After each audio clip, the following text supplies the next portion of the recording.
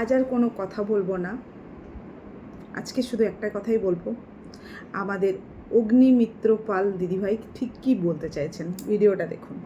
11-12 পাতার ফর্ম, এটা হয়তো অনেকেরই ভরতে অসুবিধা হচ্ছে এবং এটা আমি অনারেবল চিফ মিনিস্টারকে জানিয়েছি, সিএস সাহেবকেও জানিয়েছি, যাতে যদি একটুখানি কনসাইজ করা যায়। আর যে পয়েন্টার্সগুলো হয়তো অতটা দরকার নেই, ভ্যাকসিনেশন অতটা আমাদের দরকার নেই, 3টে রুম আছে এটা অতটা দরকার নেই, যেটুকু দরকার সেটুকু যদি আমরা করতে, এটা নিয়ে ভাবা হচ্ছে যদি এটা কম করা যায়। কিন্তু ইনফরমেশনটা শুধু অন্নপূর্ণা যোজনার জন্য নয়, let me make it very clear. মানে আপনি ফর্মটা ফিল আপ করার সময় যখন দেখছেন যে এই পয়েন্টসগুলো রয়েছে, এটা না ভরলে আমি পাবো না, এটা কিন্তু বিষয়টা নয়।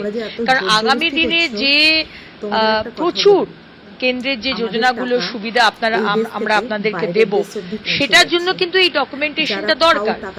আমরা চাই, দেখুন, এটা আমাদের টাকা, এটা আপনার টাকা, এটা মানুষের টাকা, ভুল কারুর হাতে যেন না যায়।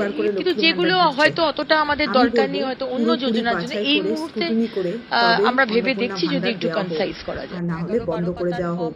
আমরা দেশের উন্নয়নের জন্য সরকারকে বদল করেছি, কোনো অন্নপূর্ণা ভান্ডার বা ভাতার জন্য নয়। হ্যাঁ, অনেক গরিব মায়েরা রয়েছে যারা বিধবা ভাতা সমস্ত কিছু পায়, তো সেটাই বলবো, যারা বিধবা ভাতা পায় তাদের অবশ্যই পাওয়া দরকার।